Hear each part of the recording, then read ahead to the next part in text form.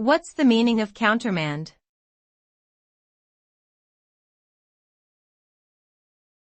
Countermand.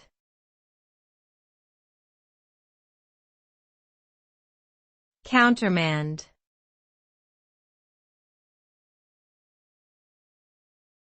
Countermand.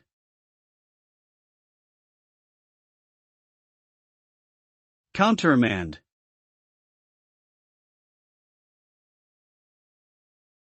Countermand means to cancel or revoke a previously given order or instruction. It is typically used in a legal or military context.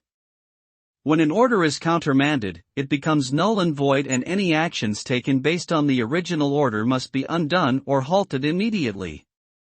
This can result in confusion or disruption, particularly in situations where time is of the essence or where multiple parties are involved. An example of countermanding might be a general revoking a previous order to launch an attack due to changing circumstances on the battlefield.